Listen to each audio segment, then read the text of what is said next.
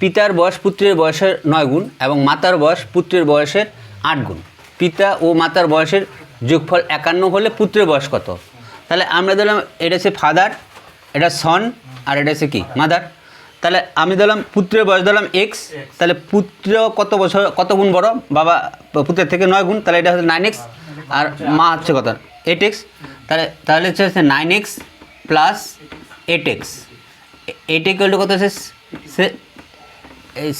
17x।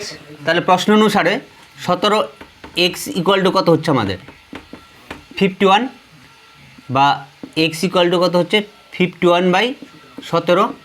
তাহলে এটা কত হচ্ছে আমাদের 3, তাহলে কত হচ্ছে x ইকুয়াল টু কত 3। তাহলে পুত্রের বয়স কত হচ্ছে 3 বছর। তাহলে এ বি এর তুলনায় 20% কম কাজ করে।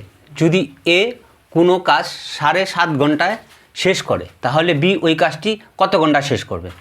তাহলে আমরা ধরলাম হলো বি কত 100, তাহলে এ কত হবে 20% কমানো 80। তাহলে ইফিসিয়েন্সি রেশিও কত হচ্ছে 80 কত 100। তাহলে এটা কাটাকাটি করলে কত হচ্ছে 4:5। তাহলে টাইম রেশিওটা কী হয়ে যাবে 5:4। তাহলে আমাদের এই 5 ইউনিট ইকুয়াল টু কত বলছে 7.5 ঘন্টা, মানে কত হচ্ছে 15/2। তাহলে 1 ইউনিট ইকুয়াল টু কত হচ্ছে 15/2 ডিভাইডেড বাই 5। তাহলে আমাদের এই 4 ইউনিট ইকুয়াল টু কত আসতেছে আমাদের, তাহলে 15 × 4 ডিভাইডেড বাই 2 × 5। তাহলে 2 দুগুণে কত 4, 3 5 15, তাহলে 3 দুগুণে কত 6।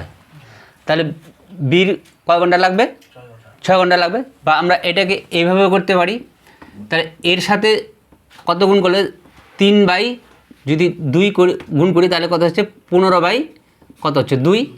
তাহলে এর সাথে যদি আমি 3/2 গুণ করি তাহলে কত আসছে আমাদের 6। তাহলে বি কাজটি কয় ঘন্টা করবে 6 ঘন্টা। 3 জন লোক কোনো একটি কাজ 18 দিনে করে, 6 জন বালক ওই একই কাজ 18 দিনে করে। 4 জন লোক এবং 4 জন বালক একত্রে কত দিনে ওই কাজ শেষ করবে? তাহলে এখানে আমরা লোকটাকে দিলাম ম্যান আর বালকটাকে দিলাম বি।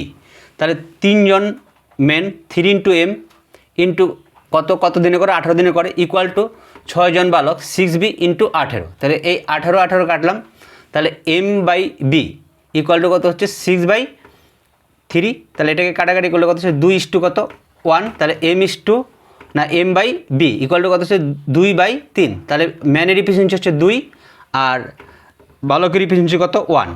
তাহলে টোটাল ওয়ার্ক কত হবে ইফিসিয়েন্সি ইন্টু টাইম। তাহলে 3 জন যদি মেন নেই তাহলে 3, মেনের ইফিসিয়েন্সি কত আছে 2 আর টাইম কত আছে 18। তাহলে এটা কত হলো আমাদের টোটাল ওয়ার্ক হলো। তাহলে 4 জন বালক আর 4 জন মেন, তাহলে 4 জন মেন প্লাস কত 4 জন বালক, তাহলে 4 × মেনের ইফিসিয়েন্সি কত আছে 2 প্লাস 4 × বালকের ইফিসিয়েন্সি কত আছে 1। তাহলে 4 দুগুণে 8 প্লাস কত 4, তাহলে কত হচ্ছে 12। তাহলে এটা কী পেলাম আমরা total efficiency. Time equal to হলো total work divided by total efficiency. তাহলে টোটাল ওয়ার্ক কত আছে 3 × 2 × 18 আর টোটাল ইফিসিয়েন্সি কত হচ্ছে 12। তাহলে এটাকে যদি আমি 6 দিয়ে কাটি তাহলে 2, আর এটাকে যদি 18কে 3 কাটলে হচ্ছে 3। তাহলে এই 2 দিয়ে কাটলাম তাহলে কত হচ্ছে 3 3 9। তাহলে আমাদের টোটাল কত দিন লাগবে 9 দিন লাগবে। তাহলে আমাদের 7 বছর পূর্বে এ এবং বি এর বয়সের অনুপাত ছিল কত 3:4। 9 বছর পরে তাদের বয়সের অনুপাত হবে কত 7:8। বি এর বর্তমান বয়স কত? তাহলে আমরা যদি ধরি a/b, এটা কত বছর পূর্বে ছিল 7 বছর পূর্বে কত 3:4। তাহলে এই লাইনটাকে দিলাম আমরা বর্তমান বয়স। তাহলে আবার 9 বছর পরে এদের বয়স কত হবে, অনুপাতটা হবে কত হচ্ছে 7:8। তাহলে এদের আমাদের এই ইসের গ্যাপটা কত আছে আমাদের, এই দুই দিকে বয়সের গ্যাপ কত আছে আমাদের 4, তাই এরও 4 বয়সের গ্যাপ অনুপাত।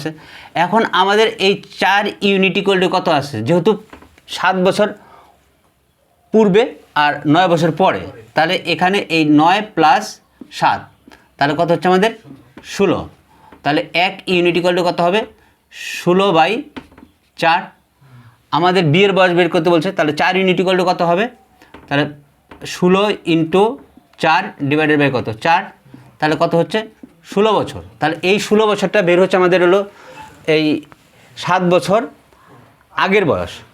তাহলে আমাদের বর্তমান বয়স, বিয়ের বর্তমান বয়স কত হবে? তাহলে বিয়ের বর্তমান বয়স হবে 16 প্লাস 7, তাহলে কত হচ্ছে আমাদের 23, তাহলে 23 বছর। এ কোনো একটি কাজ 4 দিনে করতে পারে এবং বি সেই কাজটি শেষ করে পারে 12 দিনে, তাহলে দুজনে মিলে কাজটি কত দিনে শেষ করবে আর কি। তাহলে এ 4 দিনে করে, বি করে কত 12 দিনে, তাহলে 4 আর 12 এলসিএম কত হচ্ছে 12, তাহলে টোটাল ওয়ার্ক কত হচ্ছে আমাদের 12। তাহলে 12কে যদি 4 দ্বারা ভাগ করি তাহলে কত হচ্ছে 3, আর 12কে যদি 1 দ্বারা ভাগ 12 দিয়ে ভাগ করি তাহলে 1, তাহলে এই এ রিফিসিয়েন্সি কত 3 আর বি রিফিসিয়েন্সি কত হচ্ছে 1। তাহলে এ আর বি যদি একসাথে করে তাহলে total work by total efficiency, তাহলে 12 প্লাস 3 প্লাস 1, তাহলে 12/4, তাহলে কত হচ্ছে 3 দিন। তাহলে এই টাইপের অঙ্কটাকে আমরা আবার এইভাবে করতে পারি। কীভাবে করতে পারি? ধর এ যদি করে আমাদের কত এক্স দিনে আর বি যদি করে আমাদের কত ওয়াই দিনে, তাহলে এরা একসাথে যদি করে তাহলে কত হবে? একসাথে করবে এই x into y divided by x plus y. তাহলে এখানে আমাদের এক্সের মান কত আছে 4, ওয়াইয়ের মান কত আছে 12, তাহলে এখানে আমাদের 4 প্লাস 12, তাহলে এখানে কত হচ্ছে 4 ইন্টু 12 ইন্টু কত হচ্ছে 16, 4 4 কত 16, 3 4 কত 12, তাহলে 3 দিন।